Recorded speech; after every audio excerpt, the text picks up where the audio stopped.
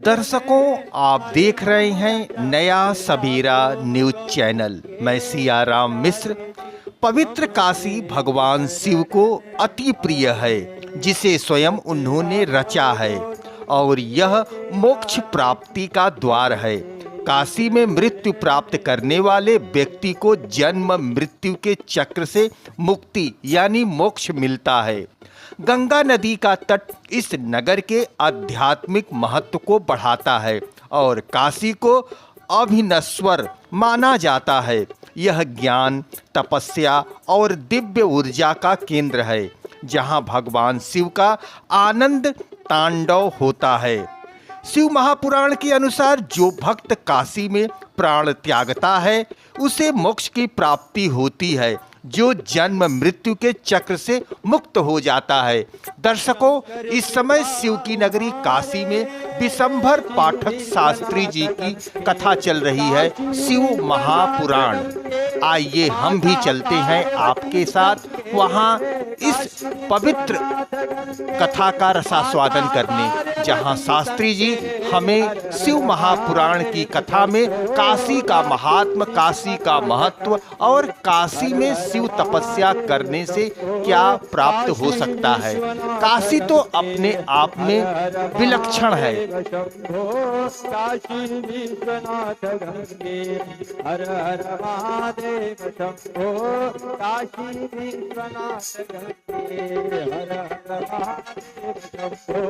काशी विश्वनाथ गंगे हर हर महादेव शंभो। काशी विश्वनाथ गंगे। भगवत कथा की यही विशेषता। इस कथा के श्रवण करने के माध्यम से जो है अपने को रसिकता की पदवी जो है वह प्राप्त होती है। ये रसिक कथा क्या तात्पर्य क्या है, इसका स्वरूप क्या है कि हमें जो है रस का अनुभव होना,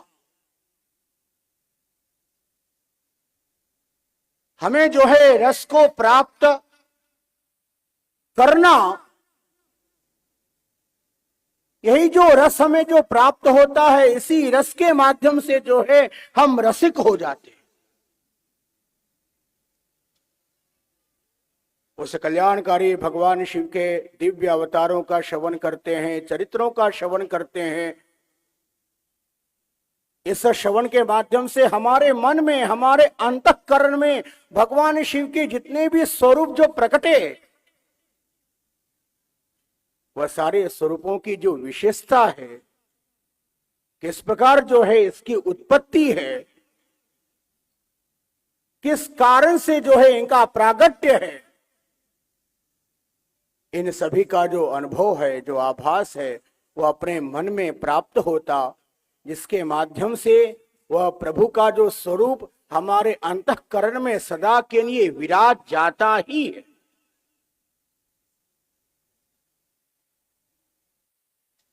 भगवान नाना प्रकार के स्वरूपों को प्रकट करते हैं, अवतारों को धारण करते हैं। उसका मात्र यही कारण है कि अपने भक्तों पर अनुग्रह करना, कृपा करना, अपने भक्तों के अहंकार को नष्ट करना, बस यही कारण रहता है। भक्तों पर अनुग्रह करने के लिए ही जो है परम तत्वों ने नाना प्रकार के रूपों को धारण कर रखा है, अन्य कोई कारण नहीं। चाहे वह जो भगवान शिव के भैरवारे अवतार हो, ब्रह्मा जी के ऊपर अनुग्रह किया, भैरव के रूप से प्रकटे,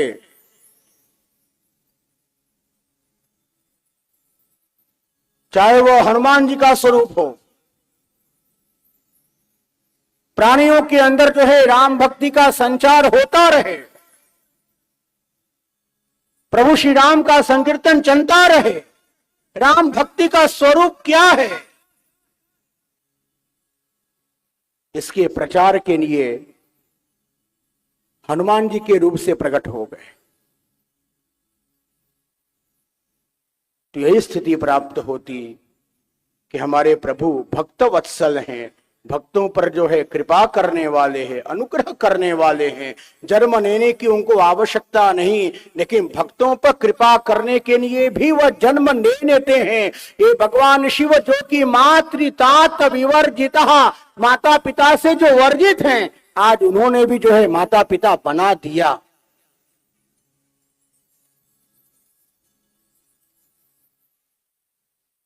कभी कभी जो है साकार रूप से तो उत्पत्ति भई, और कभी ऐसा भी होता है, कभी निराकार रूप से भी जो है वह जो परम तत्व वाले जो शिव हैं वह प्रकट हो जाते हैं। ये निराकार का भाव क्या है कि उसमें जो है किसी भी अंग के दर्शन प्राप्त नहीं होते, वह साकार हैं। हमारा जो ब्रह्म है वह निराकार नहीं है, वह तो साकार है।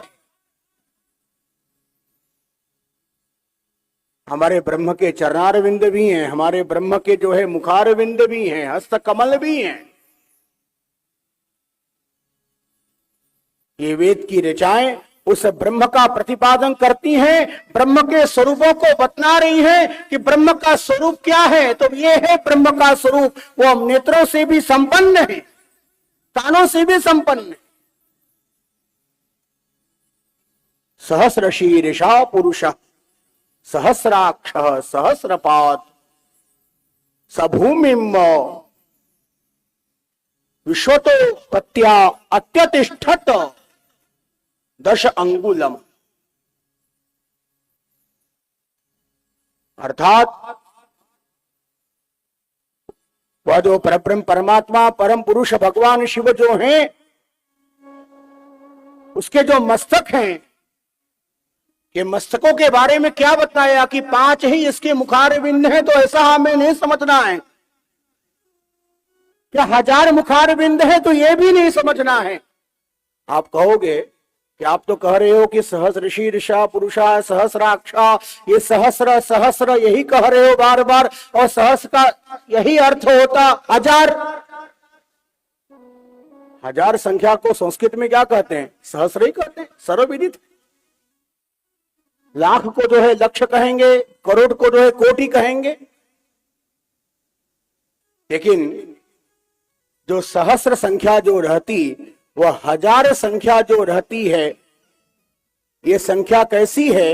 ये सीमित नहीं है, असीमित है। अर्थात 1000 संख्या की सीमा यदि प्राप्त है तो ऐसा समझना भी नहीं। अनंत संख्या में ये 1000 का सहस्र का जो है बोध प्राप्त होता। जो अनंत संख्या में जो बोध प्राप्त होता है, इसी कारण जो है हम सब भगवान के जो है 1000 दिव्य नामों के द्वारा तुलसी जी अर्पित करते हैं। भगवान के जो है 1000 नामों के द्वारा जो है बेलपत्र अर्पित करते हैं। पुष्प भी अर्पित करना हो तो 1000 नाम ही वहां पर आवेगा। 1008 आ जाए तो ऐसा नहीं, 1100 नाम आ जाए ऐसा नहीं, ये 1000 नाम ही क्यों रखा? 2000 आ जाए ऐसा नहीं है। 1000 का तात्पर्य यह है कि यह जो 1000 संख्या अर्थात अनंत वाचक है, जिसका अंत होने वाला नहीं है, जिसके नामों का अंत नहीं है, जिसके स्वरूपों का अंत नहीं है, ऐसा वह ब्रह्म के ये नाम का प्रतिपादित कर रही हैं। ये 1000 संख्यात्मक जो उनके नाम है।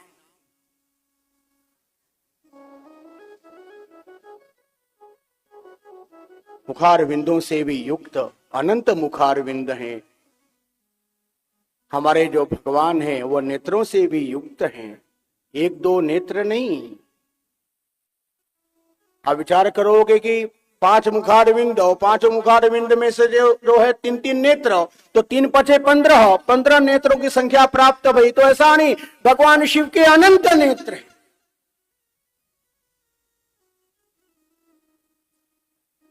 ब्रह्म तो अपना साकार है, निराकार थोड़ी है। लेकिन वह निराकार रूप से जो है अपने को दर्शन देते हैं। शिवरूपी तत्व का भी जो है निराकार स्वरूप है और विष्णु रूपी तत्व का भी जो है निराकार स्वरूप प्राप्त होता। शिवरूपी तत्व का निराकार स्वरूप हम लिंग में दर्शन करते हैं और विष्णु रूपी तत्व का जो निराकार जो स्वरूप है उसका हम शालिग्राम जी की शिला में दर्शन करते हैं।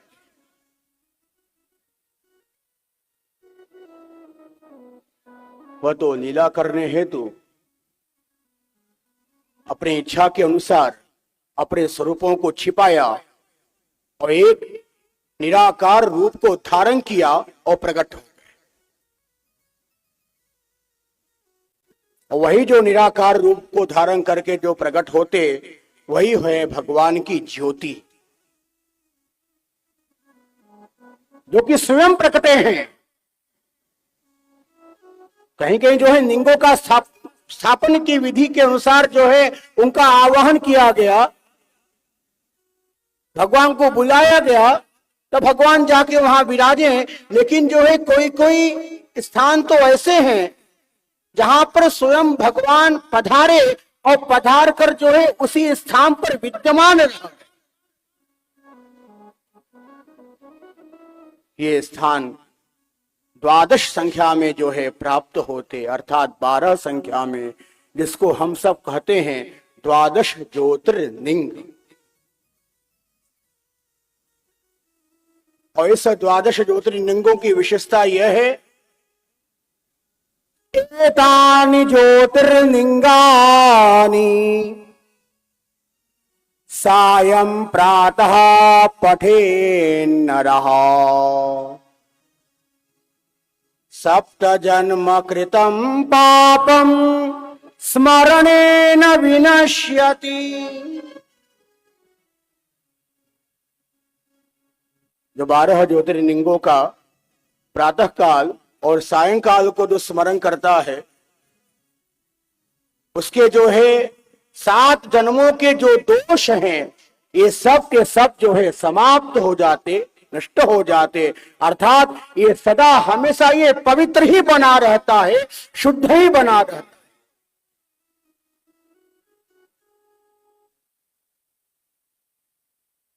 जो ब्राह्मणेतर हैं, जो पुरुष नहीं है, कौन? ब्राह्मण वर्ण में जन्म भया लेकिन पुरुष नहीं है, स्त्री संज्ञक है। आप कहोगे कि ब्राह्मण क्षत्रिय वैश्य के पुरुष वर्गों को संध्या के माध्यम से जो शुद्धि हो जाती है, पवित्रता की प्राप्ति हो जाती है, लेकिन जो स्त्रियां हैं उन स्त्रियों की शुद्धि किस प्रकार होगी? और जो संध्या जो नहीं करते हैं, जो गायत्री नहीं करते हैं, ऐसे ब्राह्मण क्षत्रिय वैश्यों की भी शुद्धि कैसे होगी? इन ज्योतिर्लिंगों के स्मरण करने के मात्र से। ये संध्या क्या है? ये संध्या की आराधना, संध्या की उपासना क्यों की जाती है? जिसके माध्यम से जो है शुद्धता की प्राप्ति हो, जिसके माध्यम से जो है दिव्यता की प्राप्ति हो, श्री ऐश्वर्य कीर्ति की प्राप्ति हो। इसलिए जो है यह ब्राह्मण क्षत्रिय वैश्य ये संध्या की उपासना करते हैं।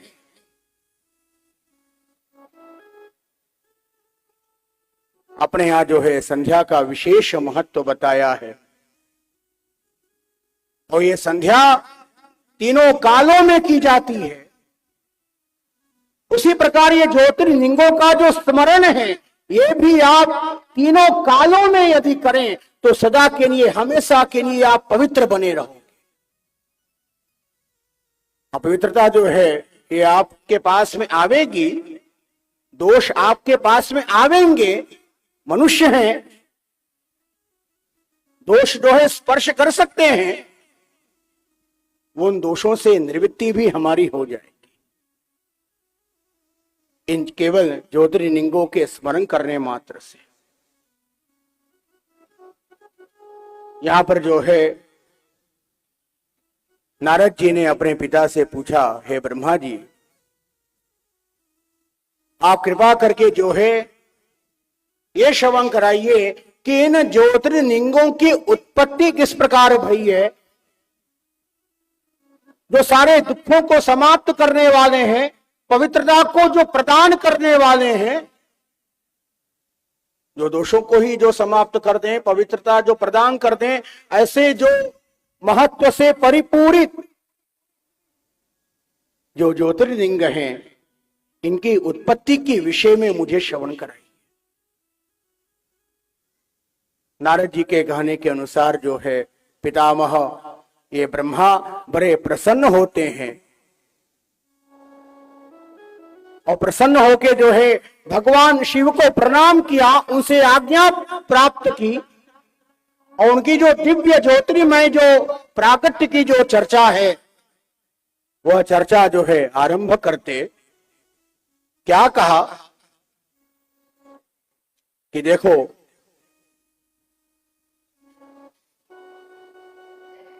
सोमनाथश्च तेषां वै प्रथमः परिकीर्तितः तन्माहात्म्यं शृणु मुने प्रथमं सावधानतः।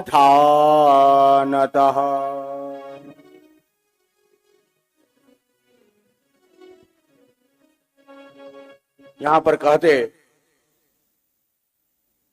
कि प्रथम ज्योतिर्लिंग जो है यह सोमनाथ के नाम से विख्यात है,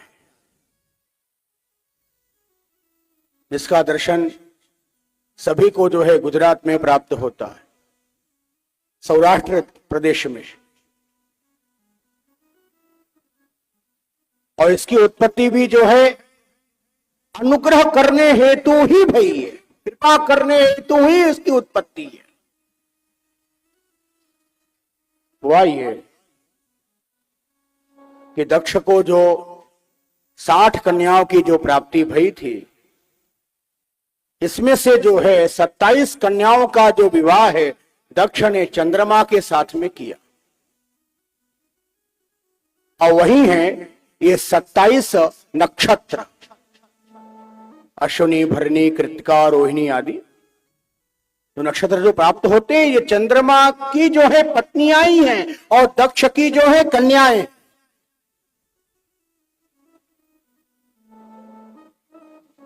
ये चंद्रमा करता क्या था, सभी पत्नियों के साथ में जो है एक साथ व्यवहार न करे, किसी से वार्तालाप करे, किसी से के पास जाए बैठे, किसी के पास में कम रहे, लेकिन सर्वाधिक स्नेह जो है वह केवल रोहिणी से ही करता था। वह 27 नक्षत्रों के क्रम में जो है एक रोहिणी नक्षत्र भी आता है समय के अनुसार, जिस नक्षत्र में जो है भगवान श्री कृष्ण का प्रागट्य, ऐसा वह नक्षत्र। इन सारी पत्नियों ने जो है अपने पति से कहा, हे नाथ, हम भी जो हैं आपकी पत्नियां हैं, आप जो है हमारी उपेक्षा कर देते हो, हमारा अपमान कर देते हो, एक प्रकार से जो है हमारा आपने त्याग ही कर दिया है, इतनी उपेक्षा हो गई। अरे नहीं नहीं, ऐसी बात नहीं, ये बात नहीं, चलो ठीक है, सब ठीक है ना, बढ़िया है, सब वार्तालाप किया, फिर वही स्थिति। अब ये सारी की सारी पहुंची कहा तो अपने पिता के घर में। दक्ष को जो है पूरा वृत्तांत बताया कि पिताजी ऐसी ऐसी बात है, आप ही बताओ।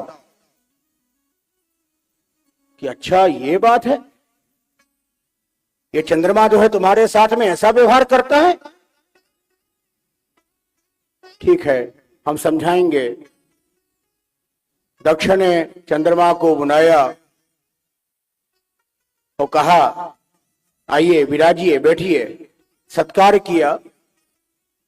जमाई राजा है, पूजनीय है। उसके बाद वार्तालाप जो है आरंभ भई। तो दक्ष ने कहा कि ऐसा है, सुनने में आ रहा है कि आप ऐसा ऐसा कार्य करते हो, ये व्यवहार तो उचित नहीं है। ये रोहिणी ही केवल आपकी पत्नी है, ऐसी बात भी नहीं। हमने जो है 27 कन्याओं का दान आपको किया है। अरे नहीं नहीं, हम सब ठीक कर देंगे, ऐसी बात नहीं है। अपने लोग को आए, कुछ दिन तक तो ठीक चला क्रम, बाद में फिर वही स्थिति। अब की बार जो है दक्ष ने पुनः बुलाया। आज जो है अत्यंत क्रोधित है ये दक्ष, और तुरंत ही जो है इसने चंद्रमा को शाप दे दिया। क्या कहा? न मानितम त्वया यस्मात्। हमारे कथन पे जो है आप ध्यान देते नहीं हो। हम तुम्हें समझा रहे हैं कि सुधर जाओ, अपने व्यवहार को बदलो, लेकिन मानने को तैयार नहीं। हम तुमको शाप ही दे देते हैं। क्या? यस्मात्त्वं च क्षयी भव, क्षयी भव। जो तुम हमारी 26 कन्याओं की जो उपेक्षा करते हो, उनका जो अपमान करते हो, इस कारण जो है तुम क्षय को प्राप्त करो। ये शरीर ही जो है तुम्हारा नष्ट होने लगे, ये मेरा शाप है। सारे देवताओं को मालूम पड़ा ये बात। ओहो, हमारे काका जी ने जो है शाप दे दिया है। किसको? अपने जमाई राजा को। ये सब व्याकुल, ये चंद्रमा को शाप की प्राप्ति। वो भी शाप कौन सा? कि क्षय होने वाला शाप।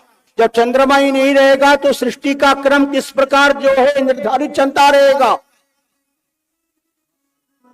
जब चंद्रमा ही नहीं रहेगा, मनुष्यों को बल की प्राप्ति कहां से होगी? यह शरीर के लिए जो है सूर्य की भी आवश्यकता है, अपने शरीर के लिए चंद्रमा की भी आवश्यकता है, जल की भी आवश्यकता है, अग्नि की भी आवश्यकता है। जितने भी जो है अपने प्राकृतिक सुख जो है दिखते हैं, ये सब अपने शरीर को आवश्यक है। शीत भी आवश्यक है, उष्णता भी आवश्यक है, वह वर्षा भी आवश्यक। हमें जो है प्राकृतिक जो जो वस्तु जो प्राप्त होती है उसको ग्रहण करना ही करना चाहिए।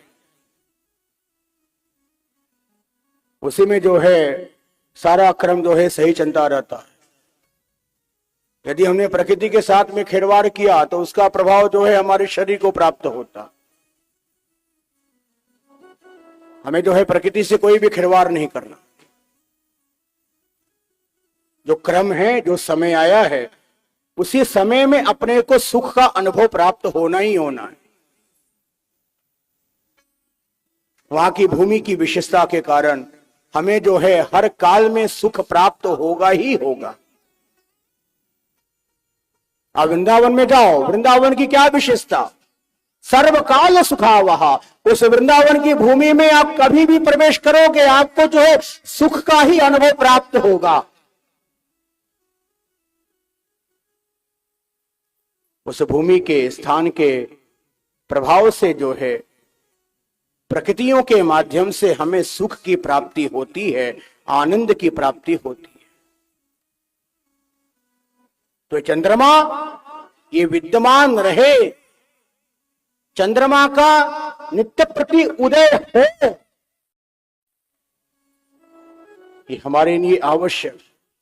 आप कहोगे कि आपने कहा कि नित्य प्रति जो है चंद्रमा का उदय हो, तो अमावस्या के दिन दिखाओ चंद्रमा का दर्शन कहां होता?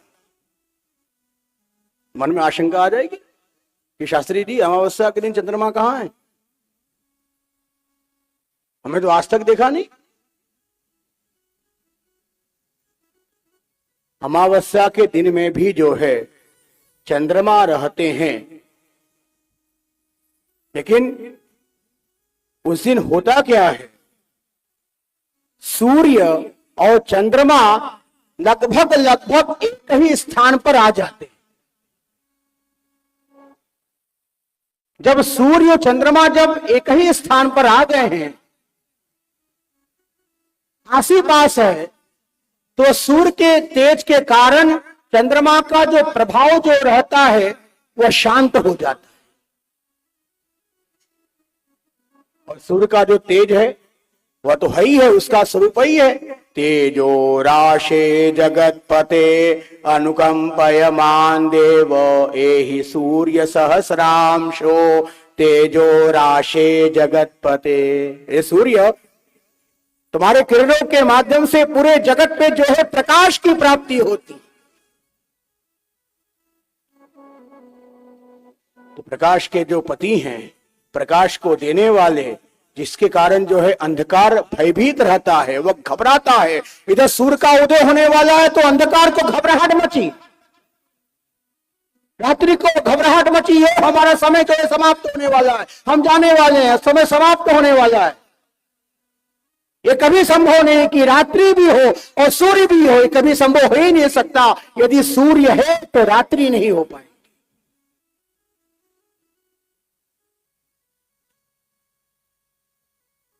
जब सूर्य के सन्निकट ये चंद्रदेव पहुंचते और ये लगभग जो है अमावस्या के दिन ही होता, तो हमें जो है उसी चंद्र का दर्शन प्राप्त नहीं होता।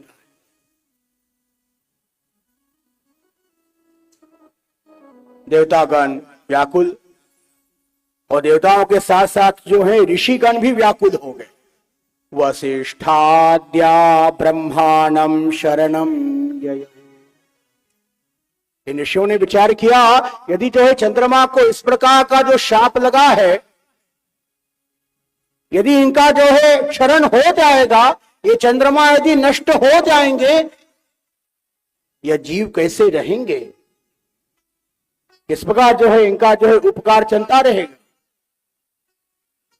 पहुंचे ब्रह्मा जी के शरण में, पूरा वृत्तांत बताया। पितामह ब्रह्मा ने जो है एक उपाय बताया है कि देवतागण अब तो जो है इसको शाप की जो तो प्राप्ति हो गई है, यदि यह 6 मास पर्यंत भगवान मृत्युंजय का अनुष्ठान करे, मृत्युंजय की आराधना करे, तो निश्चित है कि इसके शाप में जो है कमी हो जाएगी, अनुग्रह हो जाएगा।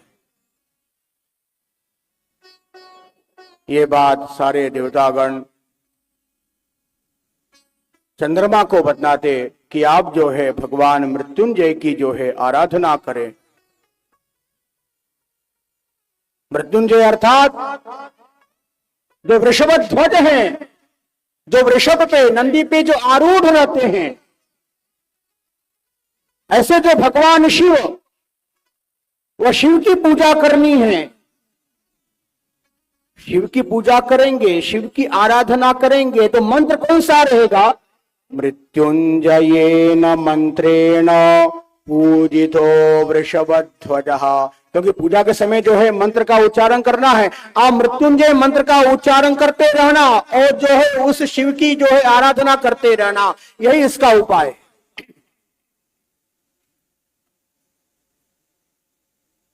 आजकल जो है इस मृत्युंजय मंत्र का भी जो है दुरुपयोग आरंभ हो चुका। इसको हम दुरुपयोग ही कहते हैं। कोई लाभ नहीं है, बल्कि हानि होती। जिनको जो है ये मंत्र के उच्चारण करने की योग्यता नहीं है, वह सामर्थ्य नहीं है, वह अनधिकारी गण भी जो है महामृत्युंजय मंत्र का जो है उच्चारण करते हैं। वो अपने को जो है कृतार्थ समझते हैं। मृत्युंजय का जो मंत्र है, यह केवल के केवल जिसके पास में यज्ञोपवीत है, वह यज्ञोपवीत धारी ही उसका उच्चारण गुरु मुख से श्रवण करके वही कर सकता।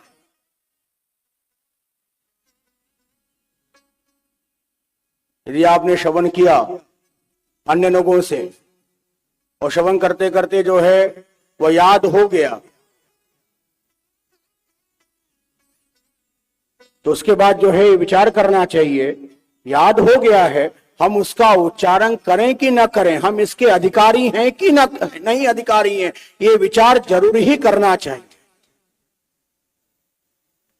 अर्थात माताओं को, बहनों को ये जो वैदिक जो महामृत्युंजय मंत्र है जो कि प्रचलन में प्राप्त होता है, उसका उच्चारण तो कदापि नहीं करना है।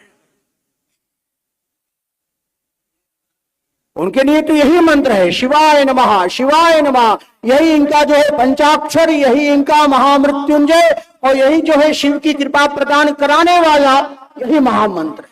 बस विधि से चलोगे, धर्म पर रह के कार्यों को करेंगे, तो हमें जो है संपूर्ण फल की प्राप्ति होगी। मनमाना किया, फल में कमी हो जाएगी। हे चंद्रदेव, आप भगवान शिव की आराधना करें। शिवाराधन जो है आरंभ किया है, कौन सा वह स्थान? तो बड़ा सुंदर जो है स्थान निर्धारित किया।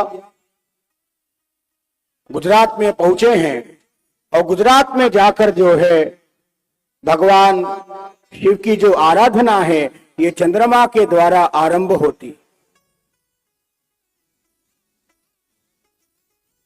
6 मास पर्यंत जो है दिन रात हर समय अखंड रूप से देवता है, देवता के पास में सामर्थ्य है। यदि हमारे पास में भगवत कृपा के माध्यम से सामर्थ्य प्राप्त है कि 6 घंटे तक हम कथा का श्रवण कर सकते हैं, तो देवता के अंदर वह सामर्थ्य नहीं रहेगा कि वह 6 मास पर्यंत तक एक आसन पे विराजे रहे। हम तो मनुष्य हैं, वह देवता कोटि के हैं, दोनों में अंतर रहेगा ना। आपको 6 महीने तक कैसे विराजे होंगे? स्वर्गलोक में रहने वाले, और स्वर्गलोक की ये विशेषता कि वहां पर जो है पृथ्वी लोक का धर्म बाधित भी नहीं करता है। और 6 मास यहां जो बताया, ये 6 मास कौन सा है? यह देवताओं वाला जो है 6 मास है। ये मनुष्यों वाला, ये पृथ्वी लोक वाला जो है 6 मास नहीं है। हम सभी लोगों का जो है जब 1 वर्ष पूर्ण होता है, तो उस समय जो है देवताओं का 1 दिन पूरा होता है। देवताओं का जो है 6 महीने की रात्रि और 6 महीने का जो है दिवस, ये क्रम। वर्तमान समय में जो है देवताओं की रात्रि का समय, ये दक्षिणायन का समय प्राप्त हो रहा है। और दक्षिणायन क्या है? ये देवताओं की रात्रि है। इसमें जो है देवतागण जो है विश्राम करते हैं। लेकिन हमारे जो श्रीहरि हैं वो 6 मास तक शयन नहीं करते। रात्रि रहती है लेकिन वो शयन तो करते हैं केवल 4 मास तक। और 2 मास की जो रात्रि जो शेष बची रहती है उसमें वह जगे रहते हैं। रात्रि तो रहती, ये नहीं कि 2 दिन का समय हो गया, देवताओं का दिवस हो गया, ये नहीं है। वह रात्रि में भी वो जागे हैं, उठे हैं। हम 4 महीने का विश्राम हो गया, बस बहुत है। उसी को हम सब कहते हैं चातुर्मास। वह देवशयनी एकादशी से आरंभ होता, और देव उठनी एकादशी जब आती है, कार्तिक शुक्ल पक्ष की एकादशी, उस दिन जो है हमारे जो जगतपति हैं, वैकुंठाधिपति हैं, वो निद्रा का त्याग करके जो है विराजमान हो जाते हैं।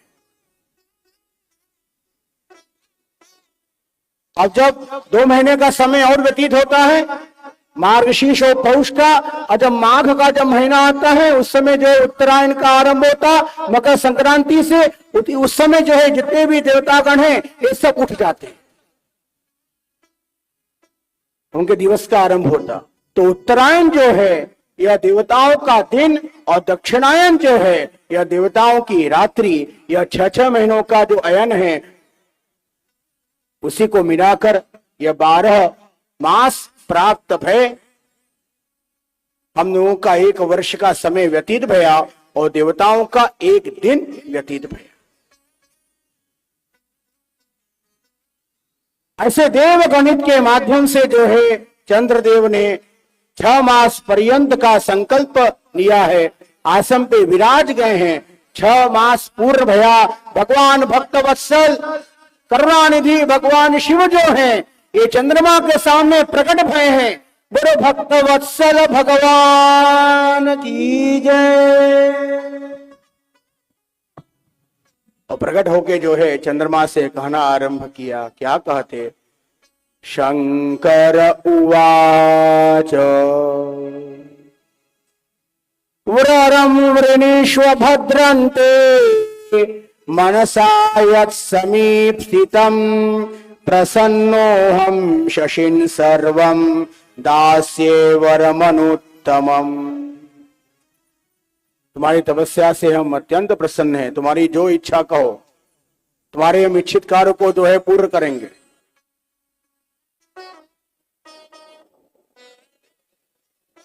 भगवान ये शाप की प्राप्ति हो गई है। अच्छा, कौन सा शाप? क्षय होने वाला शाप प्राप्त भया। कृपा करो आप कि हमारा जो है क्षय ना हो, हम यही चाहते। तो उस समय जो है भगवान शिव ने कहा कि ऐसा है, तुम्हारे ससुर जी ने शाप दिया है। और तुम्हारे ससुर जी कौन है? ये ब्रह्मा जी के पुत्र हैं। और ब्रह्मा जी के पुत्र की जो वाणी है वो कभी असत्य भी नहीं हो सकती, ये भी ध्यान रखना। देवताओं की वाणी सत्य होनी है। ये कभी भी हम आशंका नहीं करेंगे कि देववाणी है और वह असत्य हो जाए, सत्य ना हो। ये कभी भी जो है शंका करनी ही नहीं चाहिए। ये दक्ष भी जो है देव कोटि का है। देव कोटि होने के नाते जो है इसकी कन्या का जो विवाह है वह देवता के साथ में भया। यह देवता के कोटि के होने के नाते इसकी कन्या का जो विवाह है वह शिव जी के साथ में भया। देवताओं ने प्रस्ताव रखा था ना भगवान शिव से कि सती को ग्रहण करो। विवाह जो करते हैं, उत्तम विवाह तो वही है जो सवर्ण के साथ में।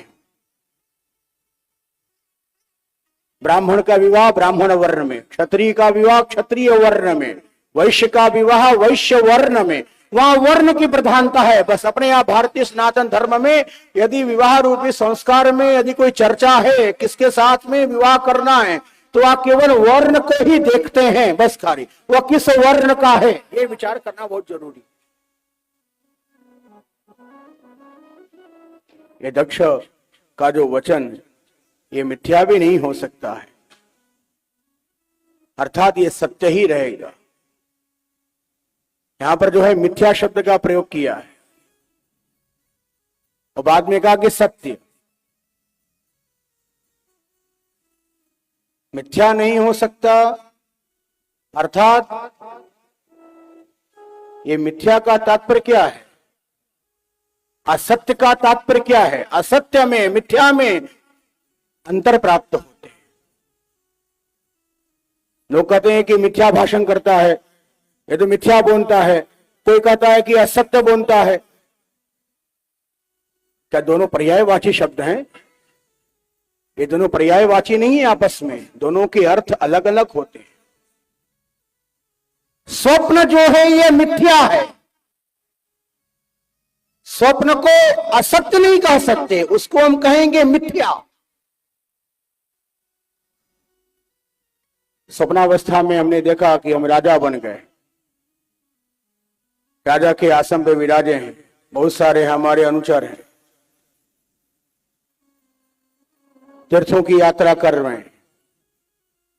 सपने से बाहर आए, निद्रावस्था से बाहर आते, क्या देखा? हम तो अपनी शैया पे विश्राम कर रहे हैं। राजा बने थे ना वो, हाँ, हमने देखा, हम राजा थे, बने थे, बहुत सारे अनुचर थे, तो वह है मिथ्या, है भी और नहीं भी है। दो बात सामने है, किया भी है और नहीं भी किया, ये दो बात सामने है। जहां दो बात जहां सामने आ जाती है तो उसको कहा जाता है मिथ्या।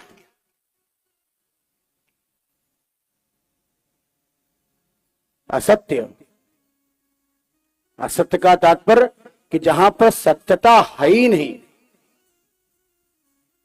ये असत्य बोल रहा है, मतलब ये राजा कभी बना ही नहीं है, स्वप्न में भी अपने को राजा के स्वरूप से देखा ही नहीं है, और कह रहा है कि हमारा राज्याभिषेक वहां पर भया था।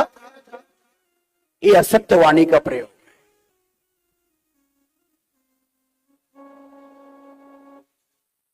तो ये जो दक्ष की जो वाणी है, ये वाणी मिथ्या भी नहीं हो सकती। मिथ्या अर्थात ये प्रकट भी हो और नहीं भी प्रकट हो, तो ऐसा भी नहीं।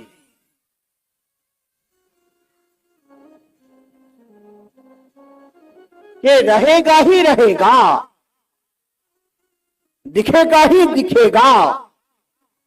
देववाणी कभी मिथ्या नहीं होने वाली। हाँ, ये हो सकता है कि उसके कोप के ऊपर जो है हमारा अनुग्रह प्राप्त हो। तो है चंद्रमा, जो मास जो प्राप्त होता है, उस महीने भर के समय में 15 दिन तक जो है तुम्हारे जो ससुर जी का जो कोप है वह कोप दिखेगा, और 15 दिन तक हमारा जो अनुग्रह है वह अनुग्रह का दर्शन प्राप्त है। वही है कृष्ण पक्ष एवं शुक्ल पक्ष। अपने मास में जो है 2 पक्ष प्राप्त होते। अपने महीने भर का समय कितने दिन का? तो 30 दिन का जो है समय, और उसको 2 भागों में बांटा गया बराबर से। तो क्या संख्या प्राप्त होगी? 15। 15 के 15, 15 दूनी 30, इसे ही प्राप्त होती। तो 15 दिन तक जो है वह कोप तुम्हारे सामने रहेगा, उसका प्रभाव जो है बढ़ता जाएगा, बढ़ता जाएगा, बढ़ता जाएगा, 15वें दिन और बढ़ जाएगा। कृष्ण पक्ष का जब आरंभ होता है तो चंद्रमा जो है अपनी कलाओं से जो है भ्रष्ट होने लगते हैं, च्युत होने लगते हैं। वही जो अपनी कला से जो कमी को जो प्राप्त करते हैं, क्षय को जो प्राप्त करते हैं, यही वह दक्ष का जो शाप है वह दिखता है। और जब यही शुक्र पक्ष का जब आरंभ होता है तो चंद्रमा की कला बढ़ती जाती है, और पूर्ण कलाओं से युक्त कब हो जाते हैं, पूर्ण अनुग्रह का दर्शन कब होता है चंद्रमा का, तो ये पूर्णिमा के दिन। आप पूर्णिमा के दिन जो है चंद्रमा का दर्शन करोगे तो वहां पर आपको अनुग्रह दिखेगा। वो किसका अनुग्रह दिखेगा? तो हमारे जो कैलाश के जो अधिपति, उनका जो अनुग्रह है उसका दर्शन प्राप्त। चंद्रमा का भी दर्शन करो और शिव कृपा का भी साक्षात दर्शन करो पूर्णिमा के दिन, और भी आनंद आवेगा। मन में ये भावना रखो, हमारे भोलेनाथ ने देखो आज क्या कृपा किया है चंद्रमा के ऊपर,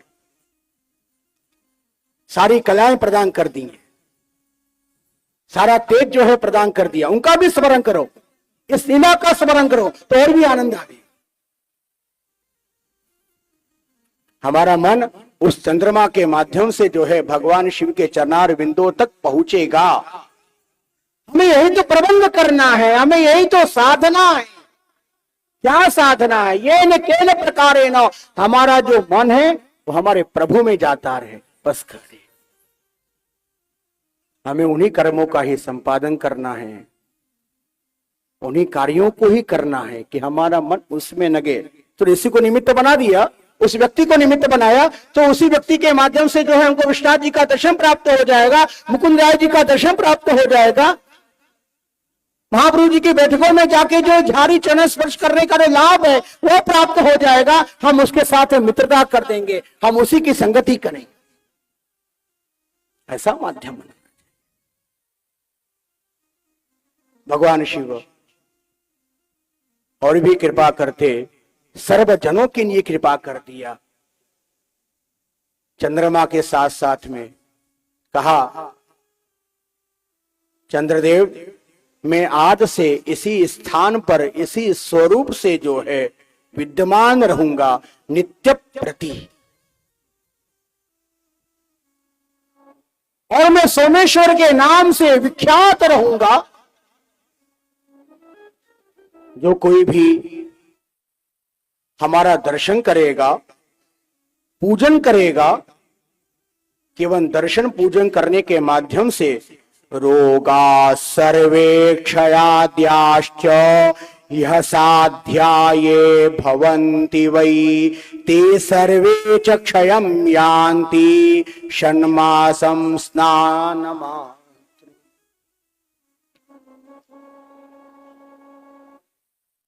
केवल जो है 6 मास पर्यंत इसी स्थान पे रहकर वास करके जो है यदि हमारी आराधना करे, और यहाँ पर जो कुंड जो है जो कि तुम्हारे नाम से जो प्रसिद्ध है चंद्र कुंड, इसमें जो स्नान करेगा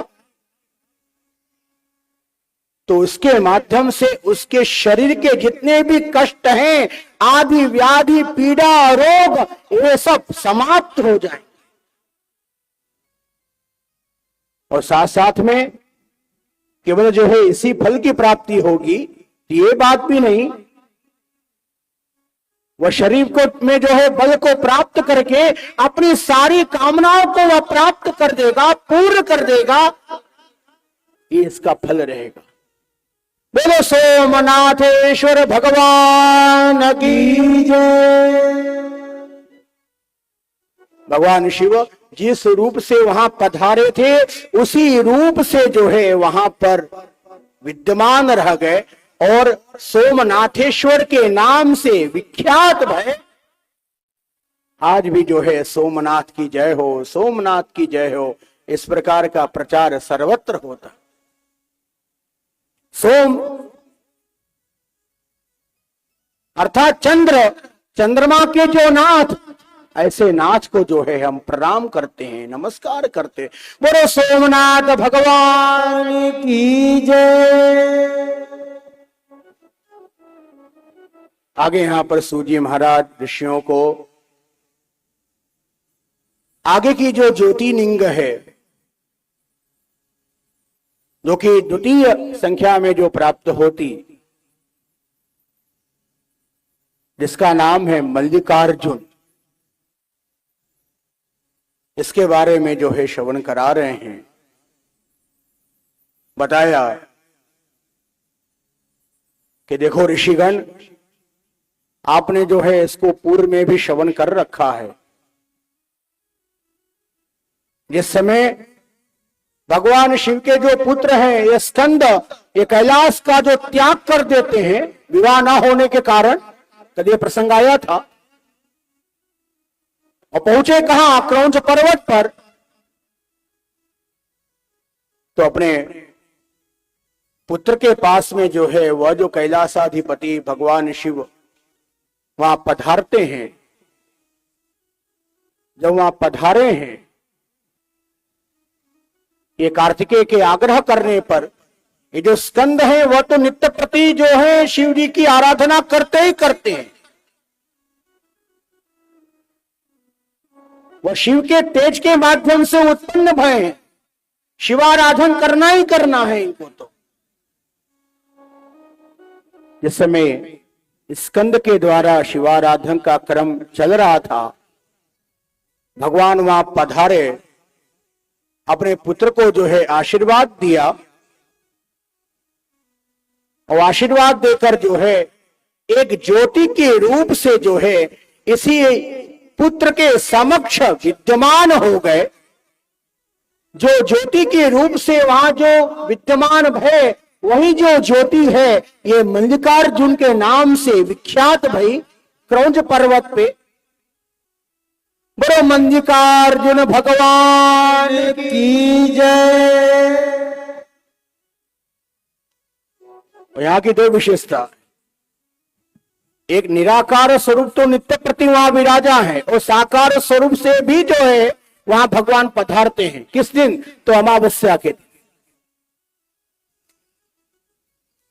जब जब अमावस्या आवेगी तो भगवान का साकार स्वरूप भी जो है वहां पर प्रकट अवस्था में ही रहेगा पुत्र के पास। आगे क्रम जो है बढ़ा। सूर्य ने जो है वर्णन किया, क्या कहते हैं? ज्योतिर्लिंगम तृतीयम च कथयत्वं हि नोऽधुना अवंती नगरी रम्या मुक्तिदा सर्वदेहिनाम् तत्रासीत् ब्राह्मण श्रेष्ठो शुभ कर्म परायणः।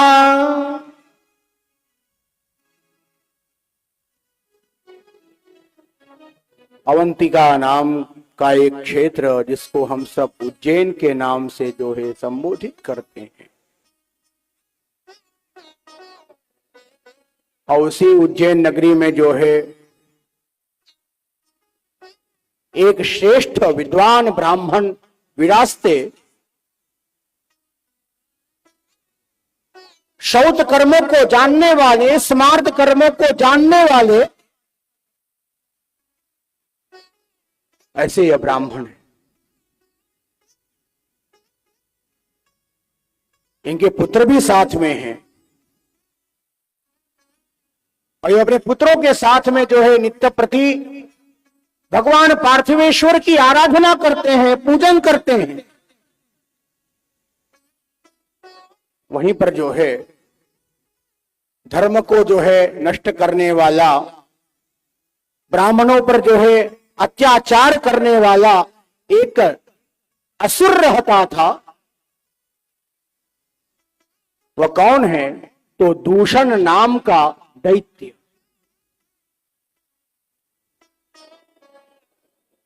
जहां पर भी भगवान का पूजन हो, अर्चना हो, उसको बंद करवा दें, नष्ट भ्रष्ट कर दें। चारों तरफ जो है इसका अत्याचार बढ़ता गया, बढ़ता गया।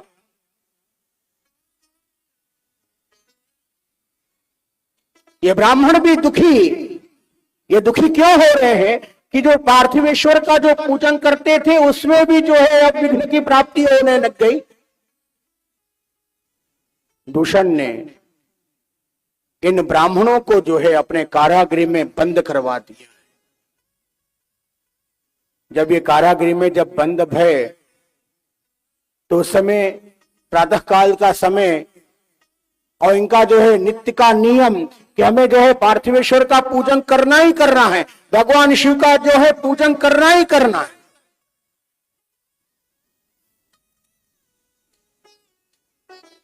कारागृह में बंद होने के नाते इन ब्राह्मणों ने आज मन के द्वारा जो है वह पूजन आरंभ किया।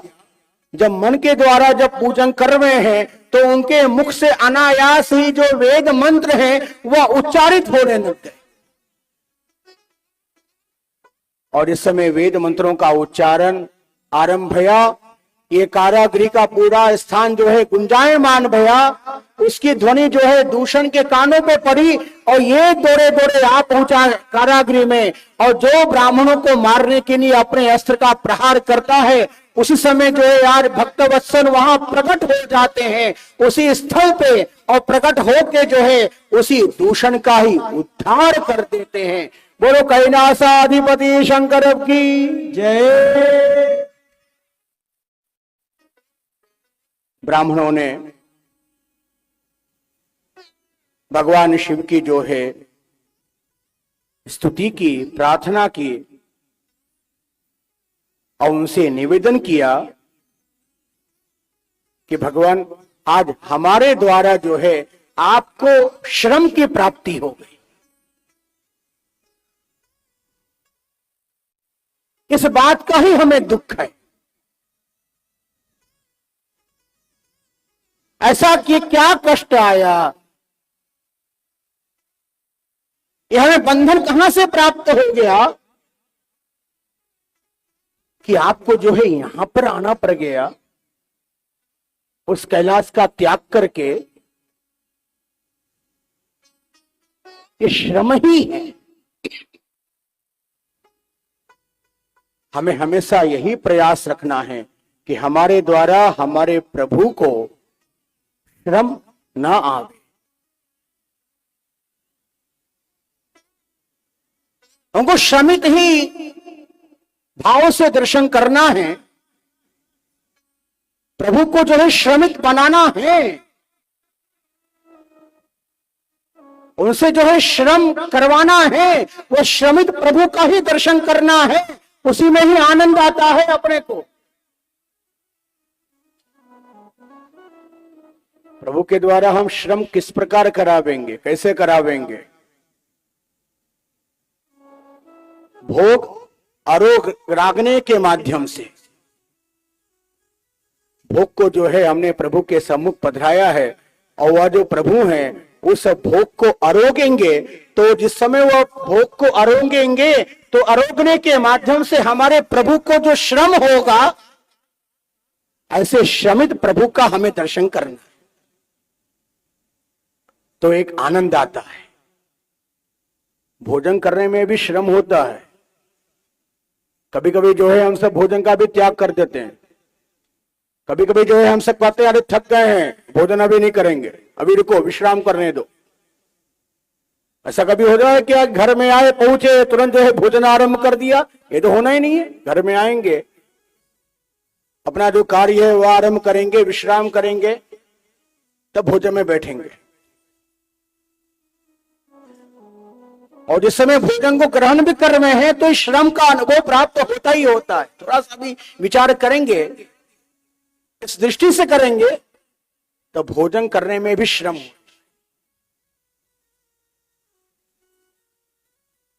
वह ठाकुर जी जो भोग को जो आरोग रहे हैं, सामग्री को जो ग्रहण कर रहे हैं, और ग्रहण करने के बाद फिर हम ठाकुर जी का दर्शन करें। देखो, इसीलिए जो है अपने लोग जो दर्शन करते हैं, तो दर्शन खोलने के पहले जो है उस उत्सव के निमित्त, उस पर्व के निमित्त जो है हम ठाकुर जी के सम्मुख भोग को पधराते हैं, और समय आने पर जो है भोग को जो है उस प्रसाद को बड़ा करके फिर दर्शन खोलते हैं।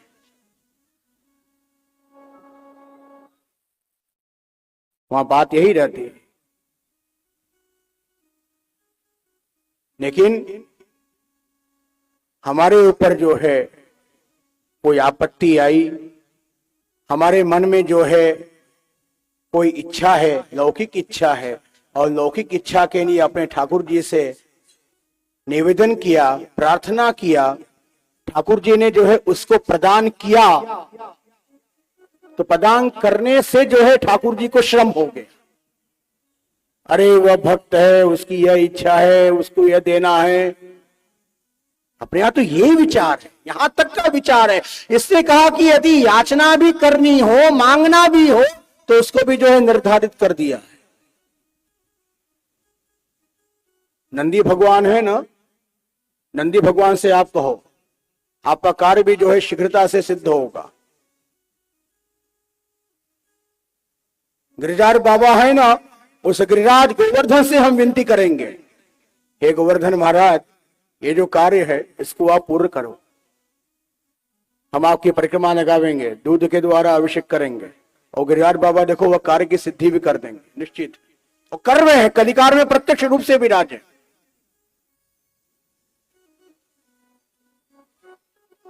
तो ब्राह्मणों ने जो है भगवान शिव से यही कहा है कि हमारी रक्षा के लिए आप पधारे, आपको कितना श्रम भया है, परिश्रम भया। तो उसी समय जो है भगवान शिव इन ब्राह्मणों से कहते हैं, हम जो हैं अपने भक्तों के और ब्राह्मणों के प्राणों की रक्षा के लिए तत्पर हमेशा हमेशा रहते हैं। ब्राह्मण को जो है कष्ट की प्राप्ति हो रही हो, वो ब्राह्मण के कष्ट को हम देख रहे हैं, ये कभी भी संभव नहीं। गायों को जो है कष्ट की प्राप्ति हो रही है, भगवान देखते हैं, कभी संभव नहीं। हमारे जो भगवान है वो भगवान कैसे हैं? वो ब्राह्मण प्रतिपालक हैं। गायों का पालन करने वाले, ब्राह्मणों का पालन करने वाले, ऐसे हमारे वह वैकुंठाधिपति, ऐसे हमारे वह कैलाश के अधिपति, गो ब्राह्मण प्रतिपालक, राजाधिराज, अनंत कोटि ब्रह्मांड नायक, पूरे ब्रह्मांड के जो नायक। भगवान शिव ने कहा, हे ब्राह्मणों, अब मैं इसी स्थान पर हमेशा हमेशा के लिए जो है विद्यमान रहूंगा। आप सभी की रक्षा करता रहूंगा, भक्तों पर अनुग्रह करता रहूंगा। ब्राह्मणों ने कहा कि भगवान, आप जो इसी स्थान पर जो विराजे रहोगे तो आप इसी नाम से विख्यात भी हो जाओगे। क्या नाम रहेगा? और आपकी विशेषता भी यही रहेगी क्या? महाकाल समुत्पन्नो दुष्टानां त्वादृशामहं खनत्वं ब्राह्मणानां हि समीपा दूरतो व्रजो।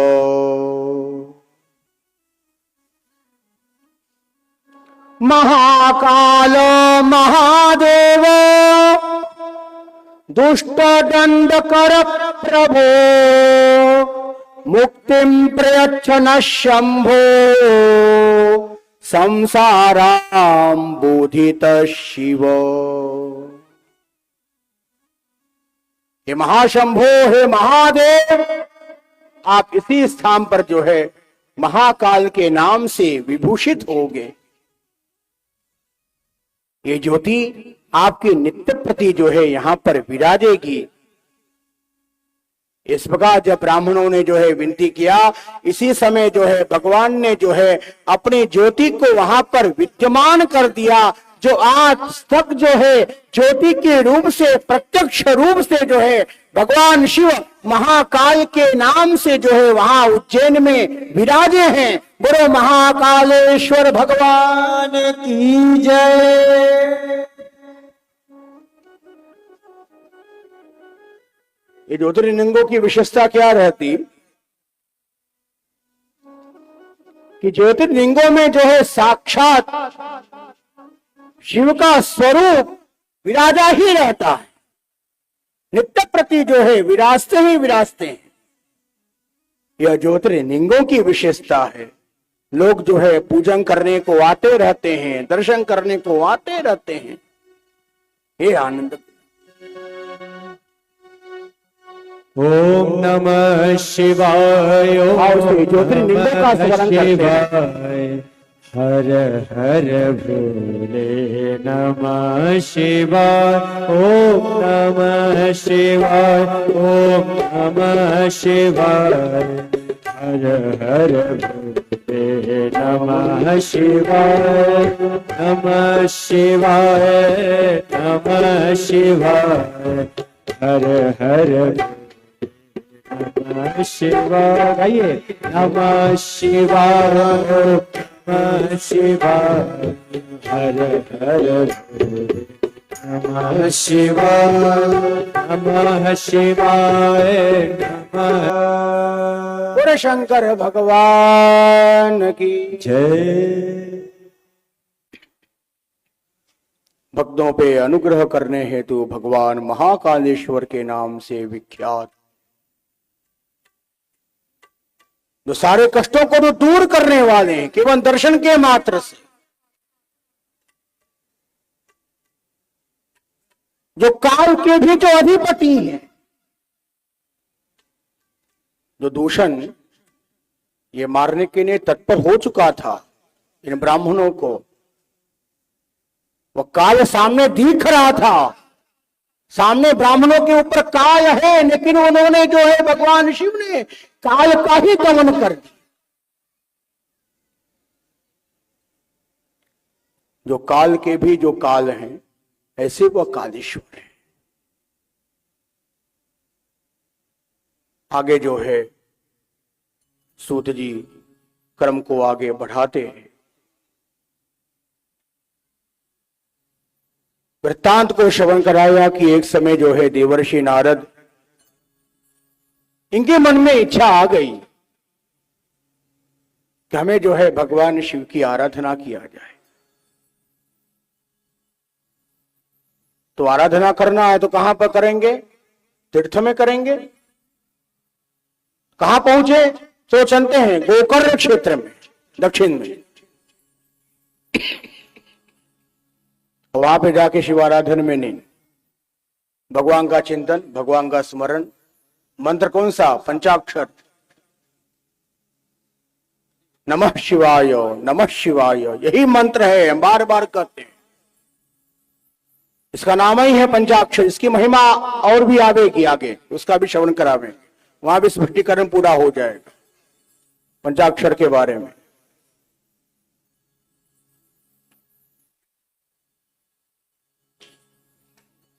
शिवाराधन करते करते जो है बहुत समय व्यतीत भया। इनके मन में विचार आया, चलो चलते हैं किसी पर्वत पे। प्रवेश किया है एक पर्वत में। कौन सा वह पर्वत? तो विंध्य नाम का पर्वत जो है प्राप्त होता, जिसको हम सब कहते हैं विंध्याचल। आचन, आचन अर्थात पर्वत, विंध्य पर्वत। गिरी, गिरी अर्थात पर्वत।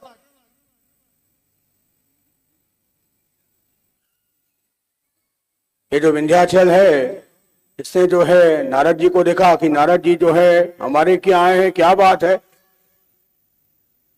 चला जाए इनके पास। नहीं, ऐसे नहीं जाएंगे, खूब तामझाम से जाएंगे,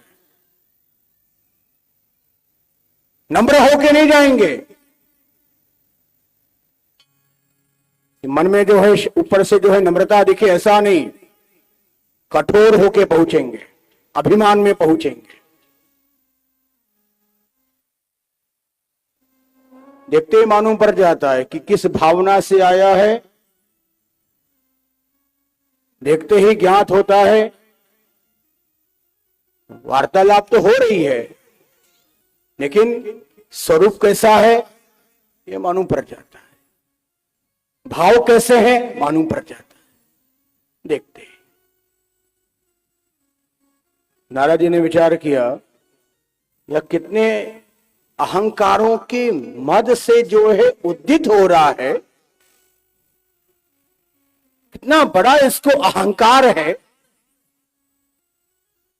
क्या समझता है अपने को ये विंध्य? नारद जी यहां, अरे हाँ आ गए, इच्छा हो गई आपके, आ गए, बैठो बैठो, बैठ जाओ। नारद जी ने कहा, विंध्य यहां आओ। ऐसे आवाज नहीं, यहां आओ। क्या बात है, किस बात का तुम्हें गर्व है, ये बताओ मुझे। तुम समझते हो कि सबसे ऊंचे मैं ही प्राप्त होता हूं। ये सुमेरु को देखो, सर्वाधिक ऊंचा ये सुमेरु पर्वत है, तुम उसके आगे कुछ नहीं हो।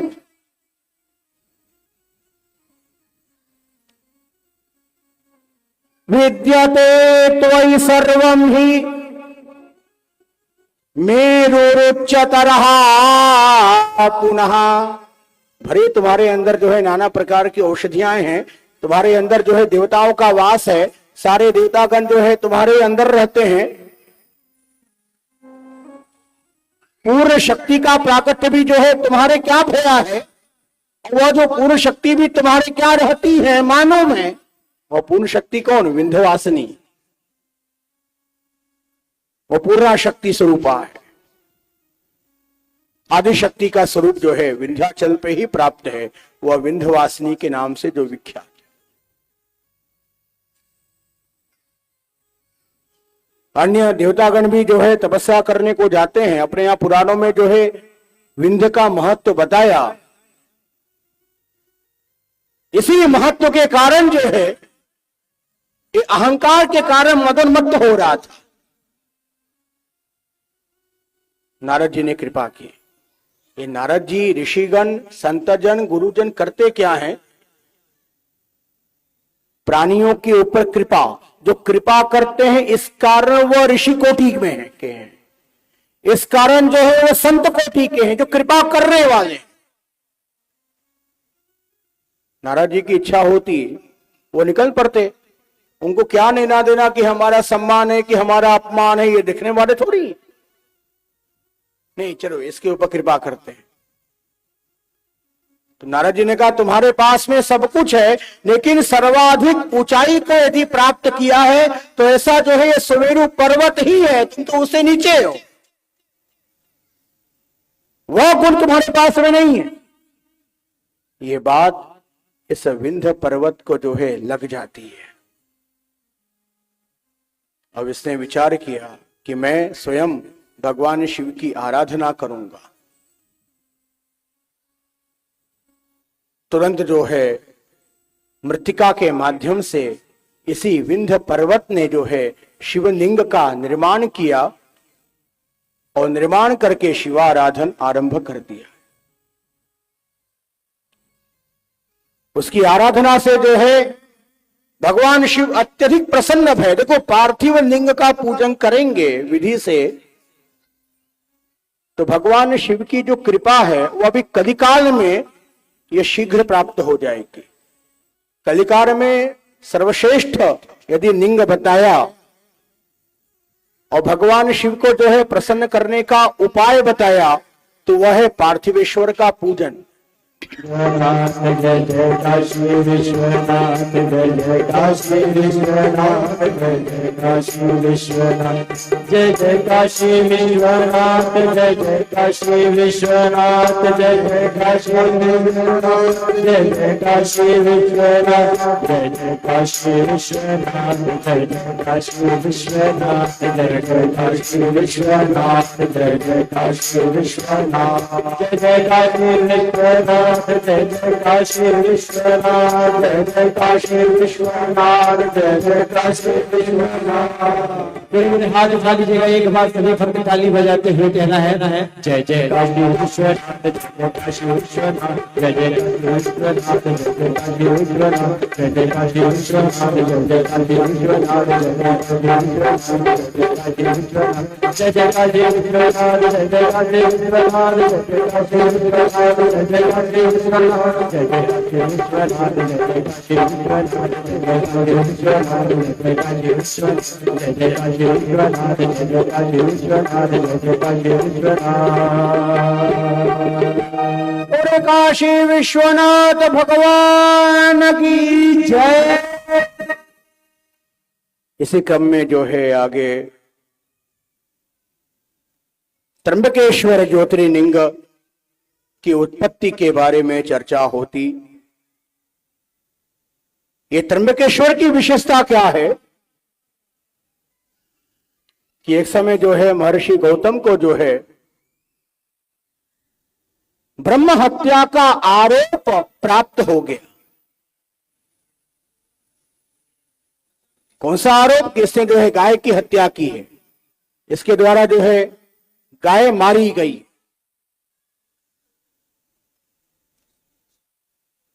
ये महर्षि गौतम के ऊपर जो है ये झूठा आरोप जो है प्राप्त होता। सारे ऋषिगणों ने जो है महर्षि गौतम का त्याग कर दिया है। वास्तविकता में वह जो गाय जो मरी थी यह गौतम के द्वारा नहीं मरी थी।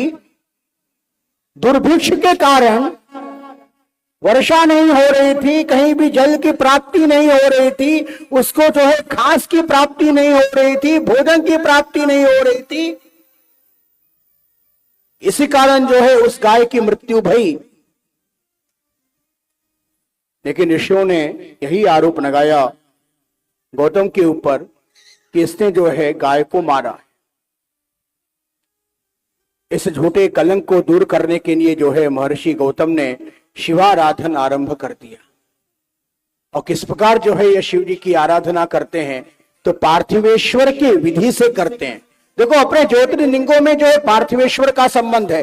पार्थिवेश्वर के माध्यम से शिव की उत्पत्ति, पार्थिवेश्वर के माध्यम से शिव का दर्शन, यह संभव है। अब तो समझे पार्थिवेश्वर की महिमा इसमें बार बार क्यों आ रही है। उसका यही कारण है, उसका यही स्वरूप है। यदि हम पार्थिवेश्वर का चिंतन करेंगे, पूजन करेंगे, हमें शिव दर्शन सुलभ हो जाएगा।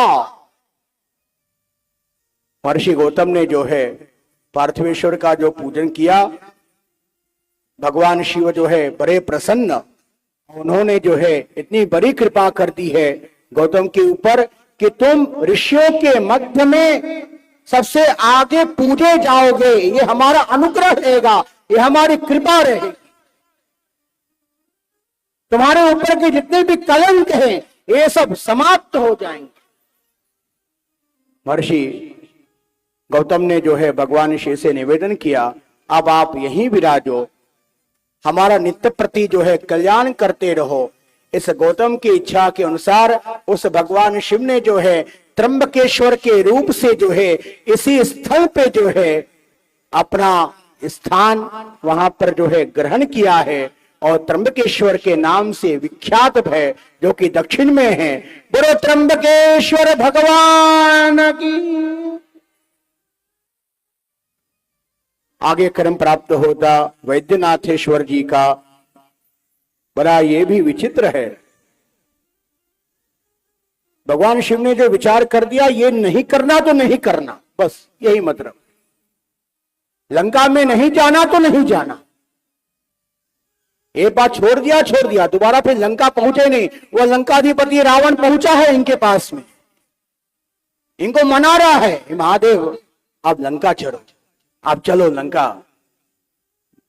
भगवान ने विचार किया अब जाना ही नहीं है, अब ये स्वरूप तो जाएगा नहीं। शिव जी ने जो है अपना एक लिंग जो है रावण को प्रदान किया और कहा, यदि तुम इस लिंग को लंका तक ले जाओगे तो यही समझना कि हमारा स्वरूप ही जो है लंका पहुंच गया। मैं ही साक्षात रूप से पहुंचा, ये मैं तुम्हें प्रदान कर रहा हूं। लेकिन हाँ, शर्त यह है इसको कहीं भूतल पे रखना मत, फिर हमारी जिम्मेदारी नहीं रहेगी। ठीक है, ये रावण जो है उस लिंग को लेकर आगे बढ़ा कैलाश से, और मार्ग में होता क्या है, मार्ग में जो है शरीर का धर्म उसको प्राप्त हो गया। अब करें तो क्या करें, उससे हमसे निर्वृत्त होना है। अब चला नहीं जा रहा है, लंका दूर है, कैलाश कहां और लंका कहां, ये भगवान शिव की लीला हो रही है, उनकी इच्छा ही नहीं जाने की। अब इसने विचार किया कि ऐसा है, देखो देखो सामने से कोई ग्वाल आ रहा है, बछड़ों को चढ़ा रहा था। उस ग्वाल को जो है रोका, कैसा है अपने हाथों में यह शिवलिंग तुम ले लो और भूमि पर रखना नहीं, और हम आते हैं। अब ये गया, बहुत समय जो है व्यतीत हो गया। कई घंटों के बाद जो है निर्वृत्त होके वो आया है। उसका परिणाम क्या, वह बालक था, समझा नहीं। उसके जो गाय बछड़े आगे बढ़ते गए, गायों को चढ़ा रहा था, और उसने जो है उसी स्थान पर ही शिवलिंग को वहां पे रखकर ये आगे बढ़ गया। और वह रावण आया, बालक कहां, अरे सामने दिख नहीं रहा है। उसकी दृष्टि जो है शिवलिंग के ऊपर पड़ी और उससे खूब प्रयास किया, बहुत ही प्रयास किया कि वहां से जो उठ जाए, हिल जाए। उठना तो छोड़ो, वह हिला तक भी नहीं। अब इसी समय जो है भगवान शिव वहां प्रकट होते और कहा, रावण अब ये तुम्हारा जो प्रयास है वह सफल होने वाला नहीं। हमने जो है पहले ही बता दिया था कि भूमि पर जो है इसका संसर्ग प्राप्त न हो, और हम इसी स्थान पर जो है वास करेंगे, वैद्यनाथेश्वर के नाम से प्रसिद्ध होंगे। बोलो वैद्यनाथेश्वर भगवान की जय। इसी प्रकार भगवान राक्षसों का उद्धार करने हेतु, ब्राह्मणों की रक्षा करने हेतु जो पधारे हैं, ब्राह्मणों के पुकारने पर और ब्राह्मणों ने जो उनसे विनती किया कि आप हम सभी की रक्षा के लिए यहां पर रहिए, वास करिए, दैत्यों का संहार करते रहिए, तो ब्राह्मणों के कहने पर जो है भगवान शिव एक स्थान पर ज्योति रूप से जो है विद्यमान होते, जो कि ब्राह्मणों के रक्षक हैं। ऐसा कौन सा वह स्वरूप है? तो नागेश्वर रूपी जो ज्योति है। गुरु नागेश्वर भगवान की जय। आगे क्रम में जो है सूर्य महाराज वर्णन कर रहे हैं, ज्योतिर्लिंगों का चरित्र जो है श्रवण करा रहे हैं। ये ज्योतिर्लिंग की गणना जो है स्वयंभू में होती है। इन ज्योतिर्लिंगों को किसी ने स्थापन नहीं किया है, नाम प्रतिष्ठा नहीं भई, स्वयं प्रभु वहां पधार गए, ये उसकी महत्ता है। इन नामों की महत्ता ये, जैसे रामेश्वर, और रामेश्वर ज्योतिर्लिंग जो है सबसे हटके है, ये ध्यान रखना। रामेश्वर की स्थिति ऐसी है कि जिस समय भगवान श्री राम जो है लंका की यात्रा जो है करने वाले थे, उस यात्रा करने के पूर्व में अपने आराध्य का पूजन किया है। और जिस समय पूजन किया तो पूजन के समय जो है बड़े बड़े विद्वान वहां उपस्थित हैं, वह पूजन को तो करा रहे हैं, संकल्प को करा रहे हैं। और पूजन किस नाम से करा रहे हैं? सांब सदा शिवाय नमः पाद्योः पाद्यम समर्पयामि, सांब सदा शिवाय नमः गंधम समर्पयामि, सांब सदा शिवाय नमः वेणुपत्रम समर्पयामि, सांब सदा शिवाय नमः नाना परिमल द्रव्याणि सौभाग्य द्रव्याणि समर्पयामि। किस नाम से पूजा करते हैं तो वहां पे नाम बोलते हैं ना, नाम यही है, सांब सदा शिवाय नमः, सांब सदा शिवाय नमः, सांब सदा शिवाय नमः आवायामि स्थापयामि, आह्वान कराया, स्थापन कराया। सुप्रतिष्ठितो वरदो भव, आपकी प्रतिष्ठा कर्म। ठीक, अब क्या क्रम आया? प्रार्थयेत, भगवान हे दशरथ नंदन सांब सदा शिव की प्रार्थना करो। और उन्होंने जो है प्रार्थना आरंभ कर दी और क्या कहा? इत्येषा वाङ्मयी पूजा श्रीमच्छंकर पादयोः अर्पिता तेन देवेशा प्रियताम में सदा। ये जो हमारी जो पूजा जो है सांब सदा शिव के चरणों में अर्पित करते हैं, इसको वह ग्रहण करें। हे नाथ, हम आपको नमस्कार करते हैं। जब इस प्रकार प्रभु श्री राम ने यहां प्रार्थना की है, उनके प्रार्थना करने पर जो है उसी लिंग में से अब भगवान का प्रागट्य भया है। बड़े भक्त वत्सल भगवान की जय। भगवान का प्रागट्य भया, परस्पर में जो है वार्तालाप भई। उसके उपरांत भगवान शिव ने स्वयं यहां पर बताया, इस लिंग की जो अर्चना है राम के द्वारा भई है। ये राम कौन है? राम है जिसके ईश्वर, राम है जिसके ईश्वर, ऐसा ये लिंग है। इस कारण ये रामेश्वर के नाम से विख्यात रहेगा। एक अर्थ तो ये प्राप्त होता है और दूसरा अर्थ क्या है? यहां दो दो अर्थ है। वह जो राम के जो ईश्वर, ऐसा तत्व भी यहां पर विराजा है। उसी को कहा जाता है रामेश्वर। बोलो रामेश्वर भगवान की जय। अर्थात जो राम के भी जो ईश्वर हैं और राम के जो ईश्वर उनके भी जो ईश्वर, ऐसे तत्व से वहां पर भगवान शिव विराज गए। ये रामेश्वर नाम पड़ा है प्रार्थना के बाद में। ये भगवान शिव ने स्वयं दिया है कि हमारे प्रभु ने, हमारे स्वामी ने जो है हमारा पूजन किया है, हमारे ईश्वर ने जो है पूजन किया है। इस नाते हम यहाँ पर रामेश्वर के नाम से सदा सदा के लिए विराजे रहेंगे और वास करें। आगे क्रम में जो है बताया सूत जी ने, ये घुष्मा जो कि नित्य प्रति जो है पार्थिवेश्वर का पूजन करती और उसी पार्थिवेश्वर की कृपा के माध्यम से इसको पुत्र की प्राप्ति हो गई, घुष्मा को। लेकिन इसके पुत्र को जो है विष दिया गया। ये विलाप करती है, लेकिन शिव कृपा के माध्यम से इसके मन में यह विचार आया कि हम नित्य प्रति जो है भगवान पार्थिवेश्वर का पूजन किया, उन्हीं की कृपा से इस पुत्र को प्राप्त किया और वही हमारे ऊपर कृपा करेंगे।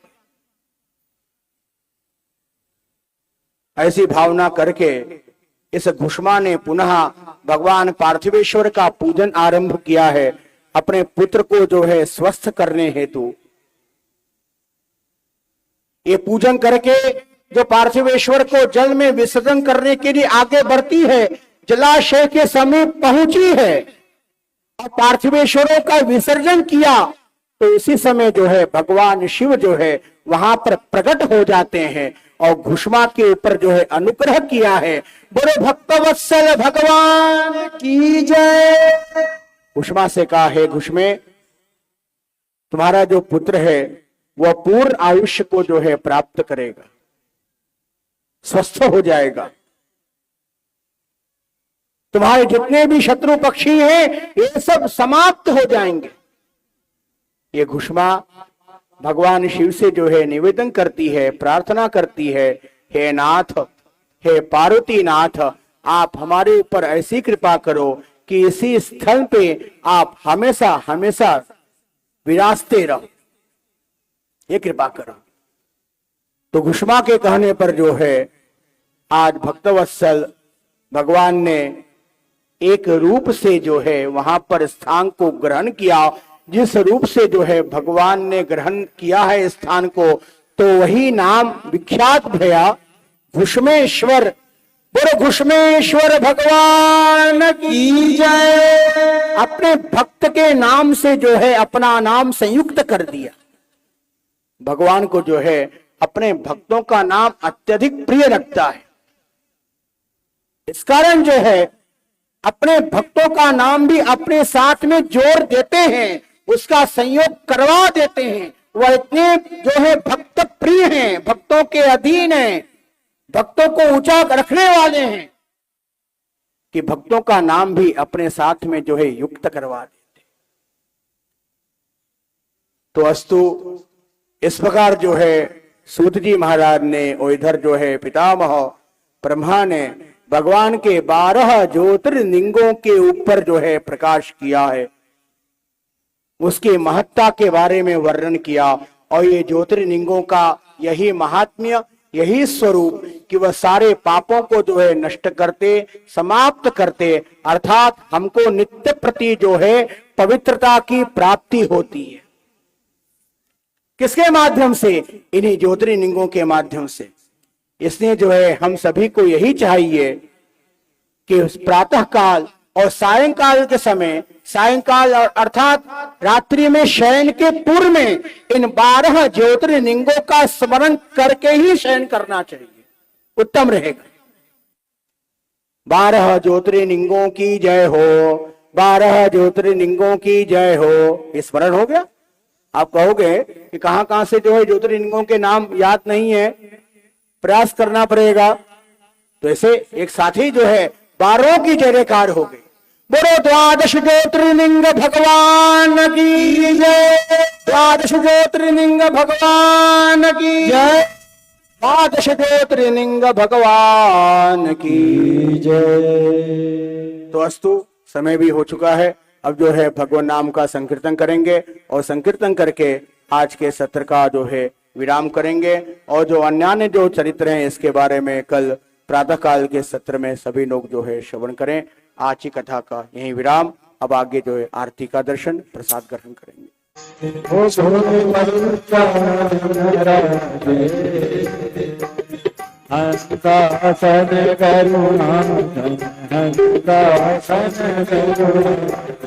विश्ववाहन काले ओम हर हर हर महादेव। भुज चार चतुर्भुज दस भुज तोहे स्वामी नर तोहे तीनों रूप में रखता तीनों रूप में रखता त्रिभुवन जन्म ओम हर हर हर महादेव अक्षमाला वनमाला रुंडमाला हरि ओ रुंडमाला हरि चंदन मृगमल